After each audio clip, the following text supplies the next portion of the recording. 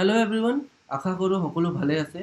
আজি আমি Dibrugarh university B.Ed entrance 2025 অৰ question পেপাৰৰ কোৱান্টিটিভ সেকশনটো ডিসকাস কৰিম।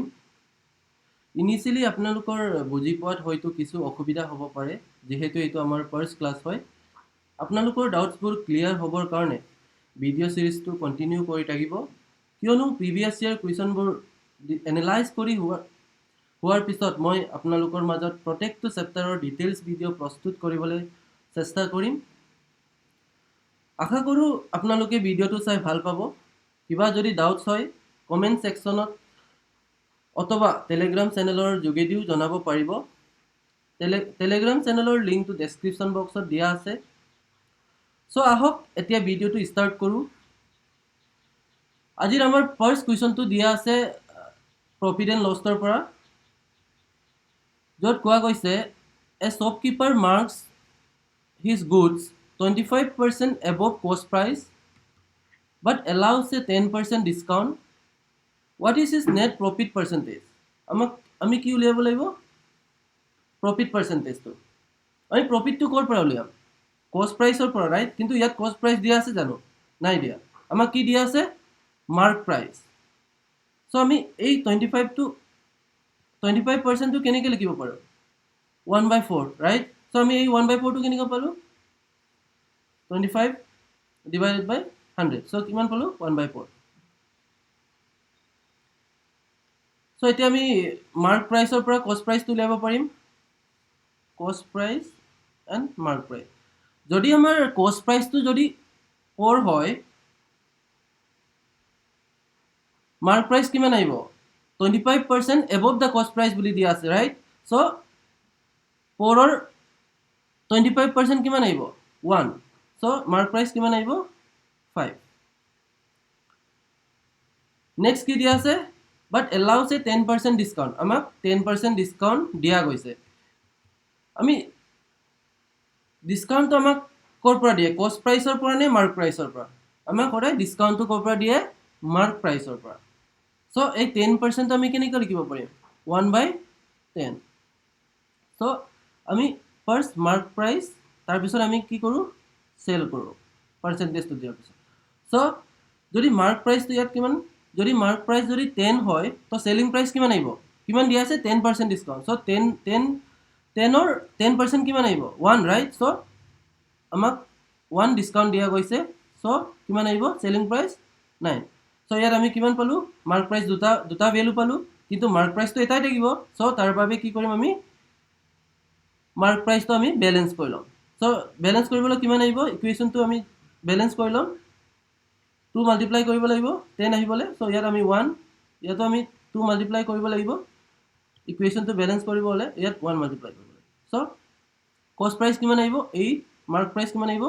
10, মাৰ্ক 10, 9। সো আমি কষ্ট প্ৰাইচ পালো, মাৰ্ক প্ৰাইচও পালো, সেলিং প্ৰাইচও পালো। কষ্ট প্ৰাইচটো কিমান পালো আমি? 8। মার্ক প্রাইস কিমান পালো? 10। সেলিং প্রাইস কিমান? 9। সো আমি ডিসকাউন্টটো প্রফিট টু কৰ পৰা পাম? কষ্ট প্ৰাইচৰ পৰা, ৰাইট? সো কষ্ট প্ৰাইচটো আমাক দিয়া আছে 8, তাৰপিছত সেলিং প্ৰাইস আমি কিমানত সেল কৰিলো? 9ত। সো কিমান ইনক্ৰিজ হ'ল? 1। সো এই 1 টো কৰ পৰা ইনক্ৰিজ হ'ল? 8 ৰ পৰা, ৰাইট? সো আমি কি কৰিম? 1 divided by 8. সো আমাক কি লাগে? আমাক পাৰ্সেন্টেজ লাগে। পাৰ্সেন্টেজৰ কাৰণে আমি কি কৰিম? 100 মাল্টিপ্লাই কৰিম। সো কিমান আহিব? 40 কেনসেল কৰিলে কিমান আহিব? ইয়াত 2, ইয়াত আহিব আমাৰ 2, 5, 25। কিমান পালো আমি?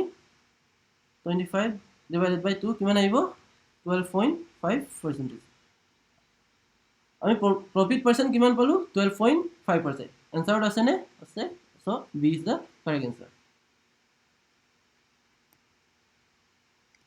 Next question.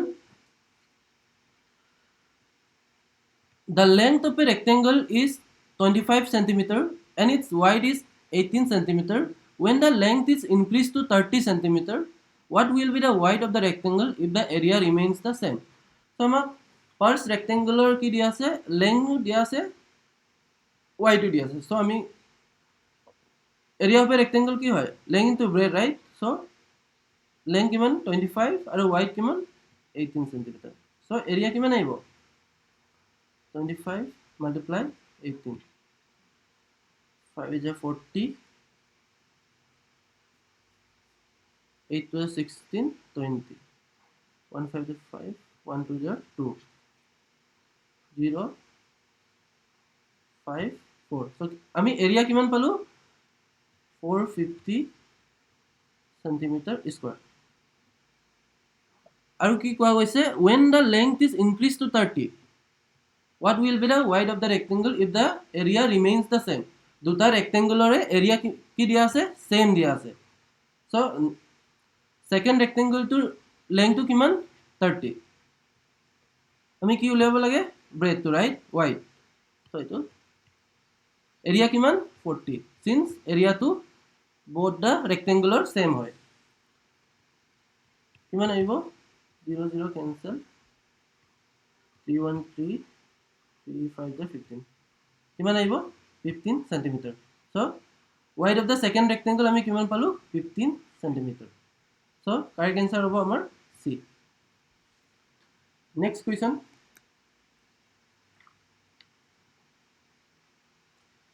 if either 12 men or 18 women can reap the field in 14 days then 8 men and 16 women will reap the field in আমাক কি লাগে 8টা মেন আৰু 16টা ওমেনতে মিলি টোটাল ওয়াৰ্কটো কিমান ডেছত কমপ্লিট কৰিব আমাক ফাৰ্স্টত দিয়া আছে 12টা মেন আৰু 18জনী ওমেনতে ফিল্ডটো আমি টোটাল ওয়াৰ্কটো কিমান ডেছত কমপ্লিট কৰে 14 ডেজ সো 12 মেন প্লাস 18 ওমেনতে মিলি এটা কাম কিমানটোত কমপ্লিট কৰে 14 ডেজ রাইট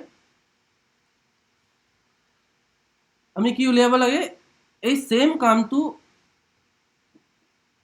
8 men plus 16 womenতে মিলি কেইদিনত কমপ্লিট কৰিব পাৰিব সো আমাক ইয়াত টোটাল ওয়ার্কটো দিয়া আছে জানো নাই দিয়া রাইট সো আমি ফার্স্ট টোটাল ওয়ার্কটো উলিয়াব চেষ্টা কৰিম টোটাল ওয়াৰ্কটো আমি কৰ পৰা উলিয়াব পাৰিম 12 men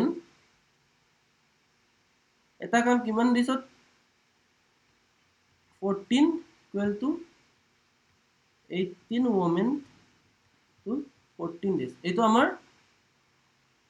টোটাল ওয়াৰ্ক হ'ব সো ফাৰ্স্ট আমি ইন্ডিভিজুয়াল ওয়াৰ্কটো উলিয়াব লাগিব এজন মানুহে এটা কামটো কিমান ইউনিট কাম কৰিব পাৰিব so 14 for cancel men by women 18 by 12 যদি আমি 60 cancel কৰো 2 3 সো এজন মানুহে কিমান ইউনিট কাম কৰিব পাৰিব 3 ইউনিট রাইট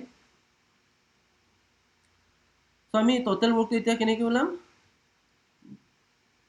12 into এজন মানুহে কিমান ইউনিট কাম কৰিব পাৰে 3 ৰাইট কেইদিনত কমপ্লিট কৰে 14 ডেজ 3 to 36 into 14 কিমান আহিব 36 6 4 is 24 4 3 is 12 14 1 6 is 6 1 2 3 4 0 5 5 so total work আমি কিমান পালো 504 so এতিয়া আমি 8 men আৰু 16 women তে মিলি এই 50 ইউনিট অফ কামটো কিমান দিনত শেষ কৰিব পাৰিব so এই 50 total work divided by 8 men multiply 1 man তে কিমান ইউনিট কাম কৰিব পাৰে 3 unit right and plus 16 into 1 woman তে মিলি কিমান ইউনিট কাম কৰিব পাৰে 2 unit right 2 2 so 504 divided by 8 3 is 24 plus 32 কিমান আহিব 50 4 divided by 56, right? So যদি আমি এটো cancel কৰো answer আহিব 9 days. So 8 men plus 16 women তে 504 ইউনিটত কামটো কিমান ডেছত কমপ্লিট কৰিব 9 days. So correct answer হ'ব আমাৰ D. Next question.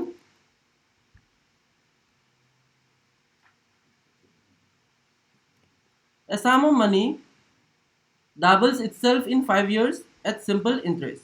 What is the rate of interest per annum? আমাক ইয়াত কি দিয়া আছে টাইম রাইট কিমান দিয়া আছে টি কিমান দিয়া আছে আমাক 5 years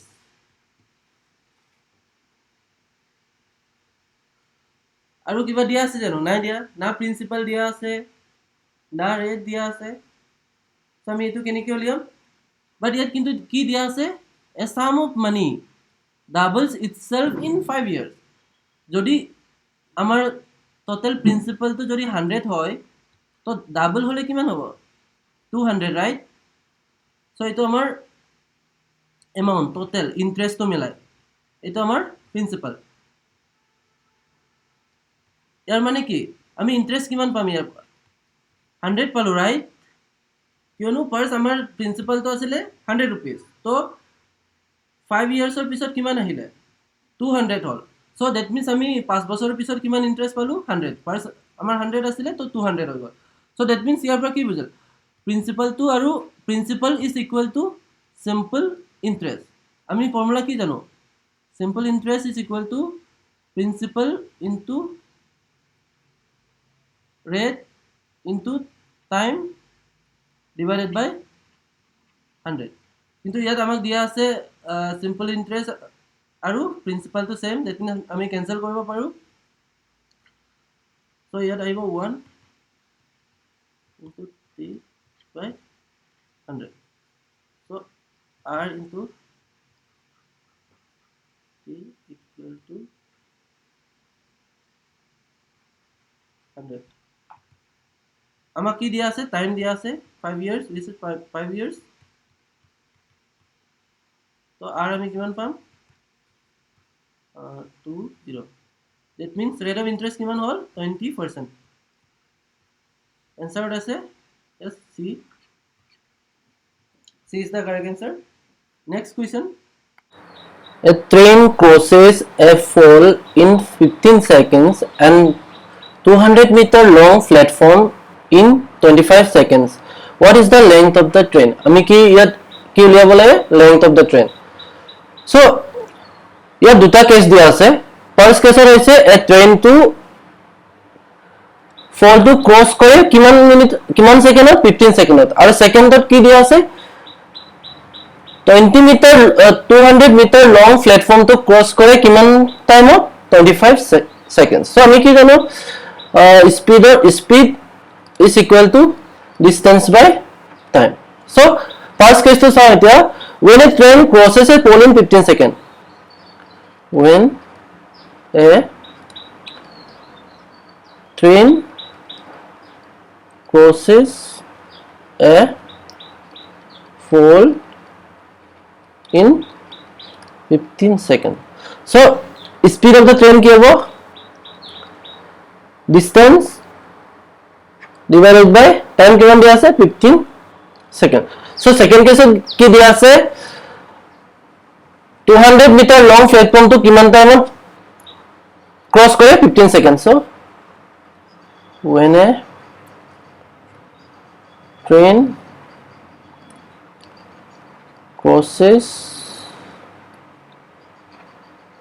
200 meter long platform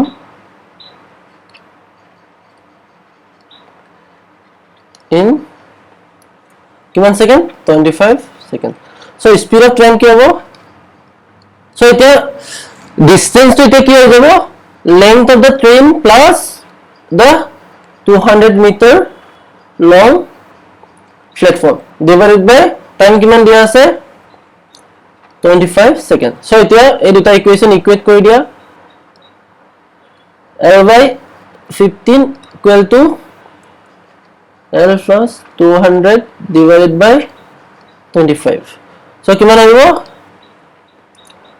এটা যদি আমি ক্যান্সেল কৰো 5 3 are 15 5 5 are 25. So কিমান আহিব 5L equal to 3L plus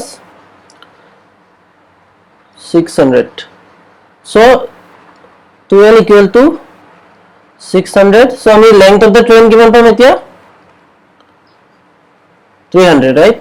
300 meters. So আমি কি পালো the length of the train equal to 300 meters. So the correct option is C. Next question. A boat travels 15 kilometer upstream in 5 hours and the same distance downstream in 3 hours. What is the speed of the boat in still water? এটা আমার boat in stream উপর দিয়া আছে first কি দিয়া আছে upstream first boat to কো যাব against the water, right? তো upstream কিমান কিলোমিটাৰ আছে 15 কিলোমিটাৰ এই 15 কিলোমিটাৰ তো কিমান আৱাৰ্ছত কভাৰ কৰে 5 hours, right? Second কি দিয়া আছে the same distance. So যেতিয়া downstream যাব তেতিয়া কিমান same distance, that means 15 kilometer. 15 kilometer to কিমান আৱাৰ্ছত কভাৰ কৰে যেতিয়া downstream যায় 3 hours. So আমি speed of the boat in downstream তেতিয়া কিমান হ'ব 15 divided by 5 3 kilometer per hour, right? So যেতিয়া boat to downstream যাব তেতিয়া speed কিমান হ'ব এটো আছিল আমাৰ upstream এটো হ'ব আমাৰ downstream 15 divided by 3, right? So কিমান আহিব 5 kilometer per hour.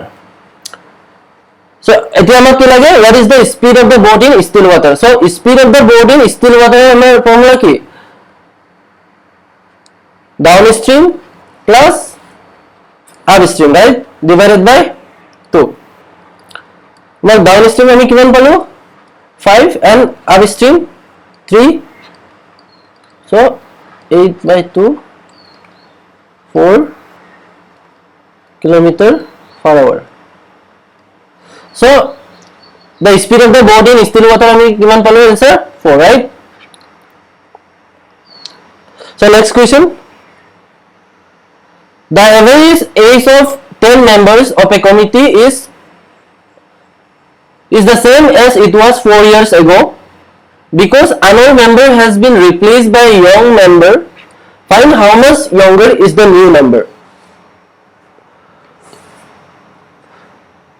So আমি present tense to দিয়া নাই কাৰো so আমি present tense to যদি আমি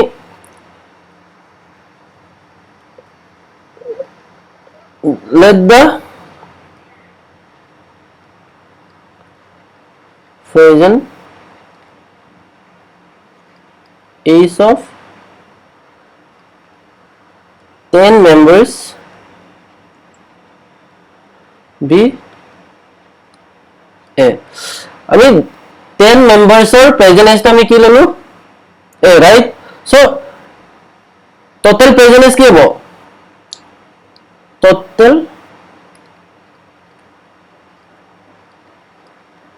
present yes কিমান হ'ব কেইটা মেম্বাৰ আছে 10টা so 10 a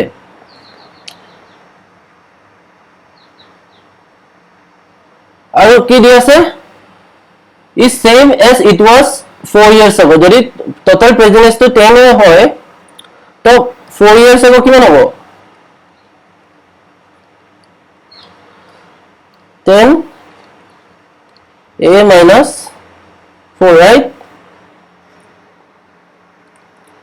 10 a minus 40, right? আমাক কি লাগে because an unknown member has been replaced by a young member, so find how much younger is the new member.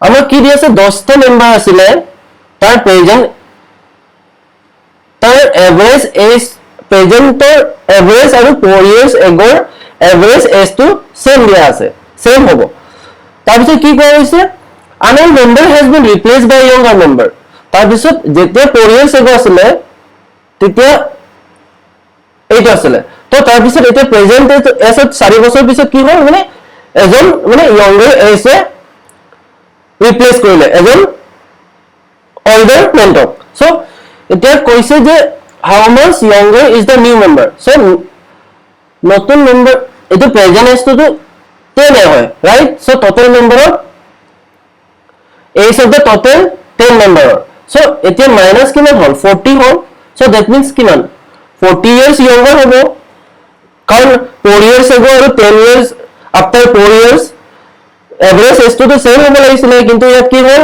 আগতে কিমান 4 years ago তেতিয়া কিমান আছিল 10 minus আমি 40 কিন্তু এতিয়া present average of the present age তো আমি ইয়াত কিমান পালো 10 পালো কিন্তু আগতে 4 years ago 10 minus 40 আছিল so that means 40 years younger আছিল so average age to same হ'ব লাগিছিল কিন্তু ইয়াত minus 40 হৈ গল so